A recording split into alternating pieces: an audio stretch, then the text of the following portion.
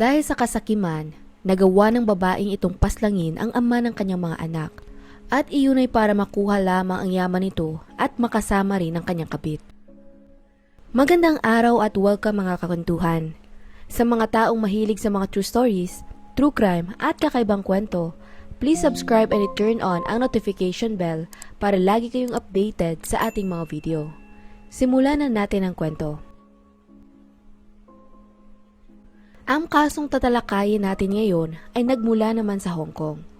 Ang Hong Kong ay isang special administrative region ng China na may populasyon na mga nasa 7.4 milyon katao. Bagaman may malago itong ekonomiya, hindi naman maitatanggi na isang problema pa din doon ang isyu ng patas na sahod at maayos na tirahan. Gayunpaman sa kabila noon, marami pa rin ang nakikipagsapalaran banyaga upang magtrabaho o di naman kaya ay manirahan sa lugar. Isa sa mga pamilyang piniling lumipat din doon ay ang Kisal family.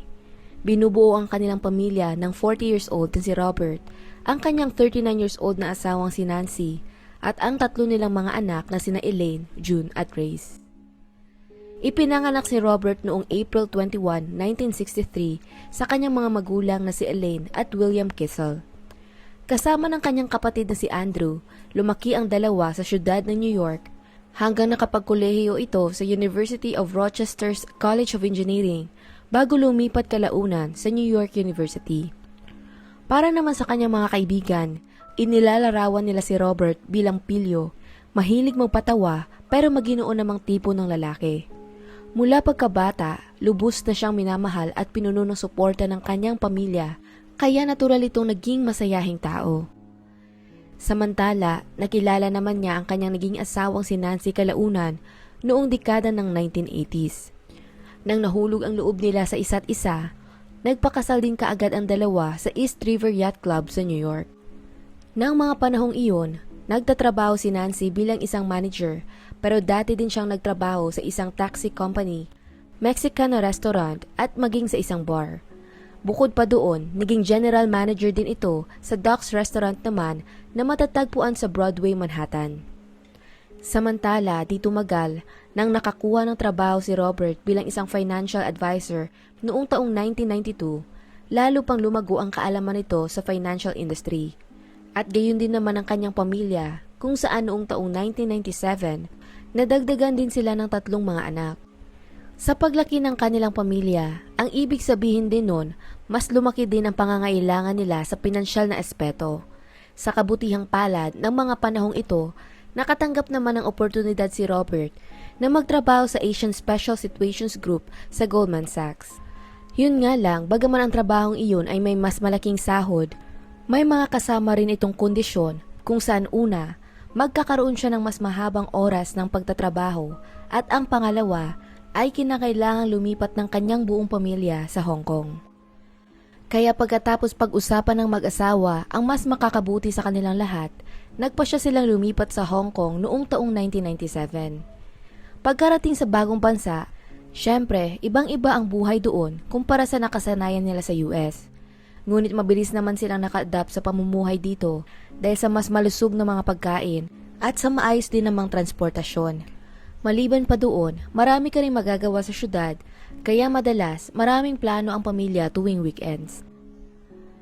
Naninirahan ng pamilya Kessel noon sa Hong Kong Parkview na siyang ang pinakamalaking private housing estate sa Titan. Ang lugar na iyon ay sadyang magara at pangmayaman.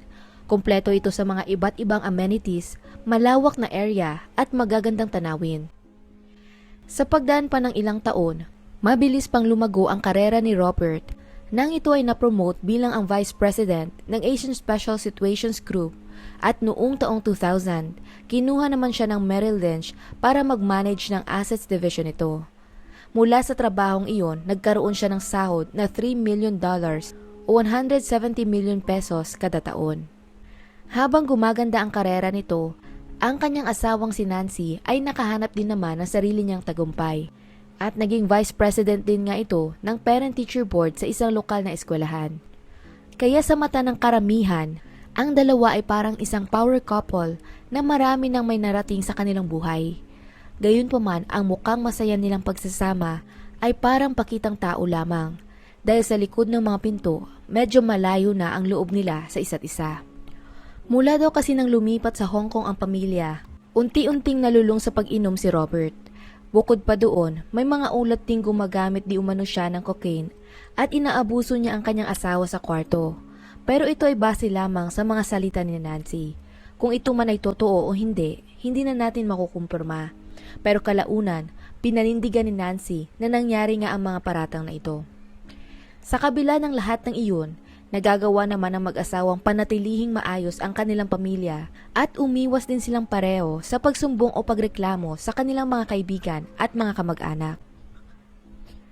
Taong 2002, nang kumalat naman ang sakit na SARS o ang tinatawag na Severe Acute Respiratory Syndrome, naging malaking banta ito sa lahat ng mga tao. At syempre, dahil maraming tao sa Hong Kong, kinabahan din ng Kessel family na baka mahawaan sila ng sakit. Mahirap para kay Robert na iwan ng kumpanyang kanyang pinagtatrabahuan dahil kailangan talaga siya doon. Pero para naman sa kanyang pamilya, wala naman silang kahit anong mahalagang commitment sa bansa. Dahil dito para sa kaligtasan ng mga bata, nagpasya si Nancy na bumalik muna sa US kasama ng 3 nilang anak habang naiwan naman sa Hong Kong si Robert. Ang bahay bakasyonan nila sa US ay maliit lamang kumpara sa tinitirhan nila sa Hong Kong, kaya di tumagal, mabilis na nakaramdam ng pagkainip ang mga bata. At dahil marami namang perang pumapasok sa kanilang pamilya, hindi naging problema sa kanila ang paggastos para ipa-extend ang bahay. Kaya ng panahong iyon, nagdesisyon si Nancy na magpagawa ng home theater sa kanilang hardin. Tumagal ang proyektong ito ng ilang buwan at kasabay din noon, madalas na tumitigil sa kanilang tahanan ang mga construction workers. Kaya kalaunan, hindi na naiwasan ni Nancy na magustuhan ang isa sa mga ito. At doon naman siya nagsimulang magkaroon ng isang sikretong relasyon. Siyempre, bilang si Robert ay isang matalino at observant na tao, mabilis niya namang napansin na parang may kakaiba at naging dahilan nito para lumalim pa ang kanyang suspisyon sa kanyang asawa. Pero dahil siya ay nasa malayong lugar, nahihirapan siyang kumpirmahin kung totoo ba ang kanyang paghihinala. Ang pangalan ng construction worker na kinahuhumalingan ni Nancy ay Michael Del Prior.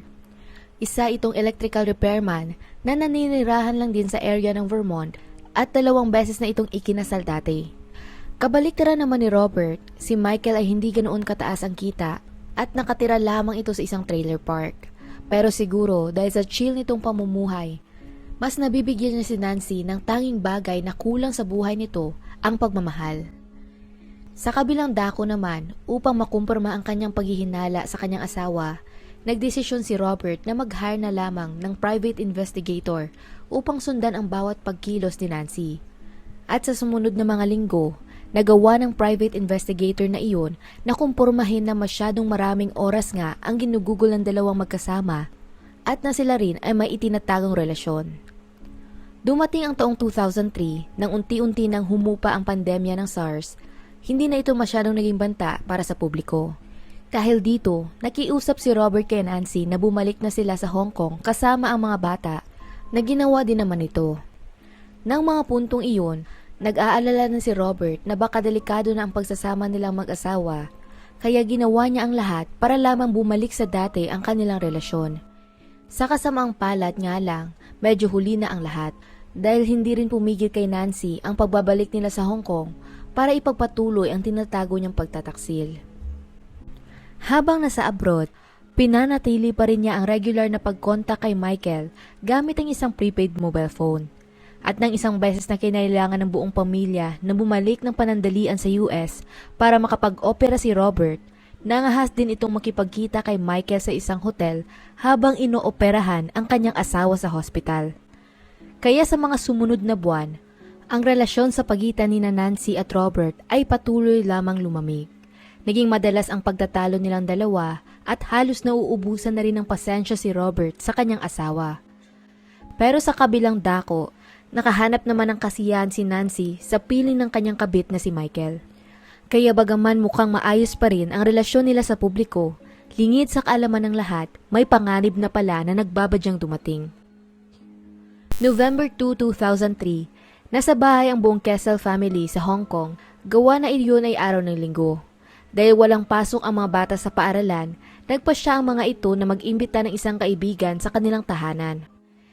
Sa paglubog ng araw, dumating naman si Andrew Tanza na siya nga man ang inimbitahan nilang kaibigan sa bahay upang sunduin na ito. Nang mga oras na iyon, mukhang isang magandang sorpresa para sa lahat nang naghanda si Nancy ng strawberry milkshake at bago pa man umalis si Andrew at ang kanyang anak, in-enjoy muna nila ang inuming iyon kasama ni na Robert. Pagkatapos lang ng ilang minuto, di na rin sila tumagal pa at agad na umuwi rin sa kanilang tahanan. Nang lumalim pa ang gabi, nakatakda sanang umattend si Robert ng isang online call para sa kanyang trabaho. Mahalaga ang tawag na iyon para sa kumpanya at ilang linggo rin nila itong pinaghandaan ng kanyang buong team.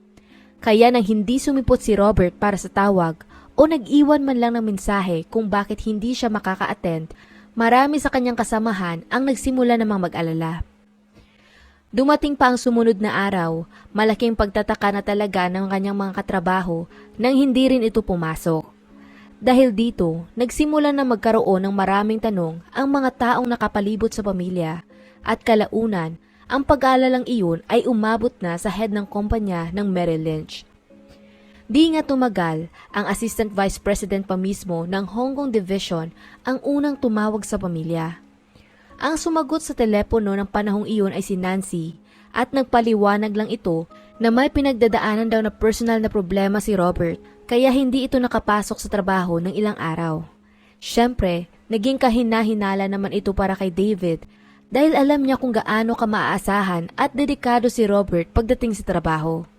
Kaya kung sakali man na siya ay may sakit o kung anumang problema, siguradong tatawag ito sa opisina para magpaalam.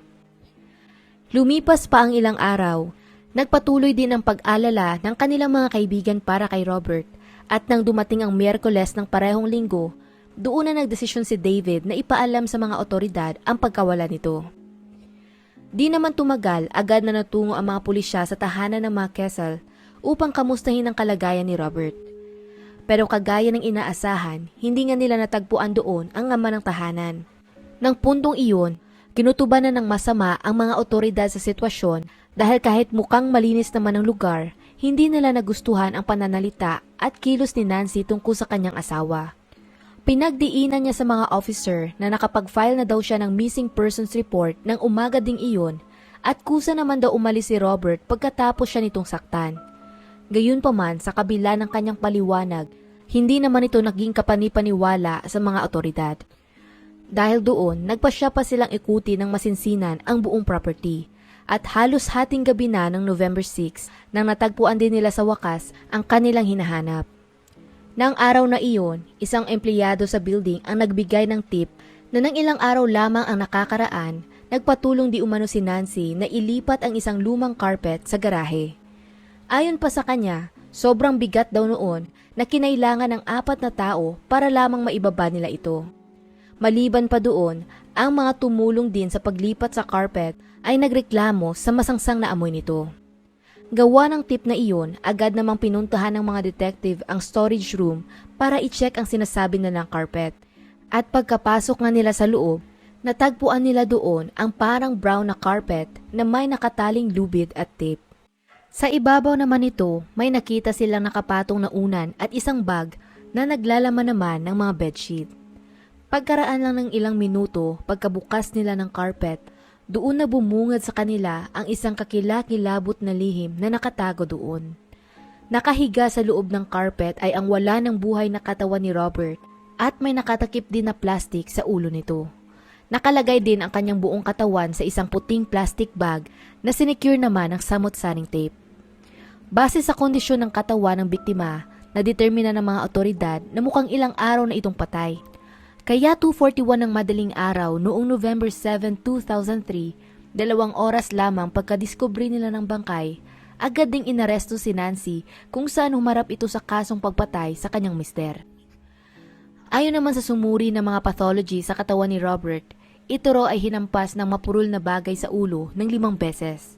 Dagdag pa doon, inilahad din ng mga isinagawa nilang test na may 6 na iba't ibang gamot sa kanyang katawan. At kabilang na doon ang malakas na sedative na tinatawag na Rohypnol. Sa malalim pa nilang pag-iimbestiga, nalaman din nila na kalaunan ang 6 na gamot na iyon ay nakaprescribe pala sa pangalan ni Nancy. Kaya dito pa lamang, mas naging obvious na sa mga otoridad kung sino talaga ang tunay na sangkot sa krimen.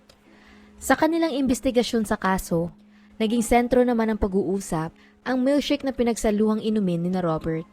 Pagkatapos kasing maubos ni Andrew ang kanyang milkshake at dumiretsyong umuwi sa kanilang bahay, sinabi ng asawa nito na parang pulang-pula daw ang kanyang muka. Dagdag pa ni Andrew, bigla na lang din daw siyang nakaramdam ng pagod na pagkahiga niya sa sofa, agad siyang nakatulog ng sobrang malalim. Sa pag-aalala naman ng kanyang asawa na baka masama ang pakiramdam nito, sinubukan daw niyang gisingin si Andrew. Pero ng puntong iyon, kahit pa sumigaw siya sa mukha nito at sinampal-sampal na din ang kanyang pisngi, hindi talaga ito nagising. Pagkalipas ng ilang oras, nang medyo nahimasmasa na si Andrew, nakaramdam naman siya ng sobrang gutom na pagkatapos niyang kainin ang kanyang hapunan, kumain pa siya ng 3 karton ng ice cream. Bukod pa doon, nang sumapit ang sumunod na araw, halos wala raw siyang maalala sa mga nangyari ng nakaraang gabi. Isang bagay pang nakatulong sa kaso ay ang paglagay noon ni Robert ng spyware sa family computer nila upang subaybayan sana ang mga emails at paggamit ng internet ni Nancy. Dahil doon, nakita din nila ang mga bagay na nire-research nito, kagaya ng mga sleeping pills, drug overdose, at ang mga gamot na nagdudulot ng heart attack. Pero syempre, may mga palusot pa rin si Nancy para dito.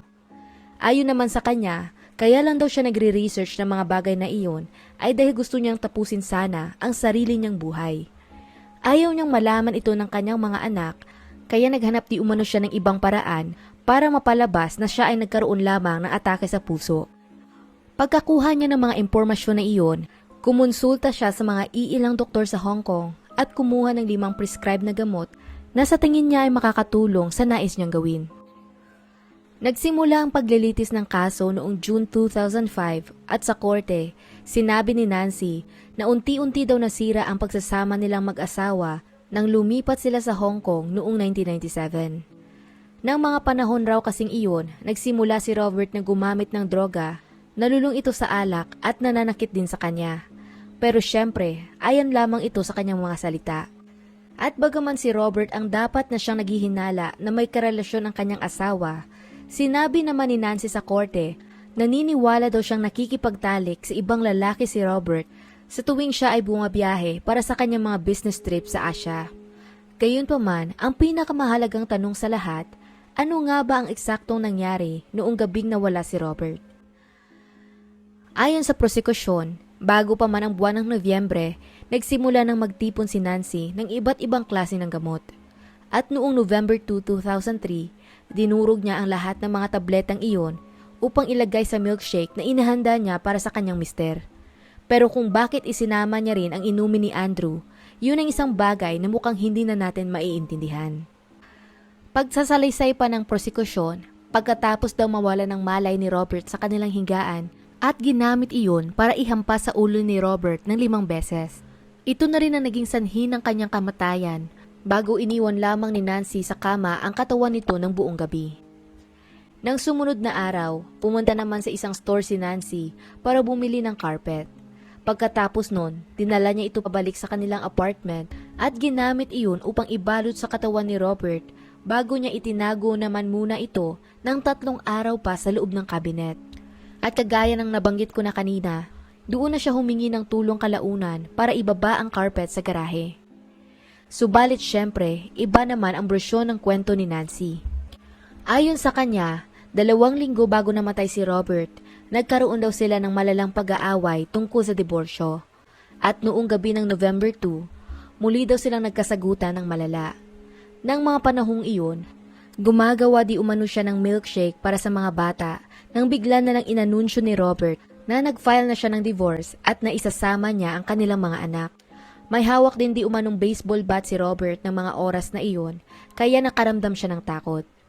Dahil dito, nang tumalikod na si Robert sa kanya, sinundan niya ito habang hawak ang mabigat na statwa para protektahan daw ang kanyang sarili. Nang mapansin niyo ng kanyang mister, doon na sila nagkagulo hanggang sa dinuraan daw niya sa mukha si Robert na naging dahilan naman para sampalin siya nito sa pisngi. Habang nasasahig, hinila di umano ni Robert ang kanyang mga paa at doon na niya ito hinampas sa ulo gamit ang statwa. Ngunit nang sinaktan daw siya ni Robert gamit ang baseball bat, muli rin siyang gumanti at hinampas ito ng ilang beses pa gamit ang parehong estatwa hanggang sa tumigil na ito sa pagkilos. Bagaman sinabi niya sa korte na wala na daw siyang maalala pagkatapos noon, inamin naman niya na natatandaan niyang nagmaneho siya ng kotse ng sumunod na araw. Ang problema naman sa kwentong ito ni Nancy, kahit pa sinabi niya na nagkasakitan sila ni Robert gamit ang baseball bat at estatwa, wala namang nakitang sugat sa mukha nito o kahit anong parte ng kanyang katawan. Dagdag pa doon, wala rin kahit anong marka ng pagkayupi sa baseball bat at wala rin sila nakitang DNA ni Robert o Nancy doon na nagpapahiwatig na hindi naman talaga ito nagamit sa kanilang pag-aaway. Sa kabila ng lahat ng ebidensya laban sa kanya, nag-plead pa rin ng not guilty si Nancy sa korte. At noong September 1, 2005, tumagal ng 8 oras ang deliberasyon ng mga hurado bago sila nakapagdesisyon sa kanilang hatol sa kaso. Sa huli, si Nancy Kessel ay hinatulang guilty sa murder at ito ay nasentensyahan ng habang buhay na pagkakakulong. Pagkatapos ng pagkamatay ni Robert, agad namang ipinadala pabalik sa US ang kanilang 3 mga anak at napunta ang kanilang kustodiya sa kapatid nito. Yun nga lang, dito pa mas naging nakakakilabot ang kwento dahil noong April 2006, si Andrew na siyang nangangalaga sa 3 mga bata ay natagpo ang patay at puno ng saksak sa loob ng basement ng sarili niyang mansyon. Siyempre, muli na naman itong nakadagdag sa trauma ng mga bata. Sa mga sumunod na taon, ilang beses na sinubukang iapela ni Nancy na mapababa ang kanyang sentensya. Pero ang lahat ng ito ay hindi natupad at hanggang ngayon, nasa loob pa rin siya ng bilangguan. Para naman kay Michael, nagkaroon na rin ito ng sarili niyang pamilya at namumuhay lamang ng simple at malayo na sa isang mapanganib na babae. Isang babae na pinatay ang ama ng kanyang mga anak dahil sa kasakiman. Halata naman kasi na hindi na mahal ni Nancy si Robert. Totoong sobrang naging busy ito sa trabaho na marahil ay siya ring naging dahilan kung bakit naghanap si Nancy ng ibang lalaki. Subalit sa huli, wala pa rin sapat na rason sa ginawa niyang krimen. May nagsasabi pa nga na inalok daw ito ni Robert ng kalahati ng lahat ng meron siyang yaman kung sakaling matutuloy ang kanilang diborsyo. Pero yun nga lang, hindi yun sapat kay Nancy dahil ang gusto niya talaga ay makuha ang lahat-lahat. At bilang konsekwensya ng kanyang pagiging makasarili, ngayon, wala na talaga siyang matatanggap ni Singkong Duling. Ang masasabi ko lang sa kasong ito, ang pinaka nakakaawa talaga ay ang 3 nilang mga anak. Sila ay hindi lamang nawala ng isang ama, nakulong din ang kanilang ina. Kaya maiisip mo na lamang kung paano aapekto sa kanilang paglaki ang buong pangyayari. Sana nga lang, may mga mabubuting taong nakapalibot pa rin sa kanila upang magabayan sila ng maayos. At hanggang dito na lang ang kwento natin para sa araw na ito. Anong masasabi ninyo sa kaso? Kung nagustuhan nyo ang video na ito, maaari mong i-check ang ating channel para sa iba pang mga kwento. Muli, salamat sa inyong pakikinig at hanggang sa susunod mga kakantuhan.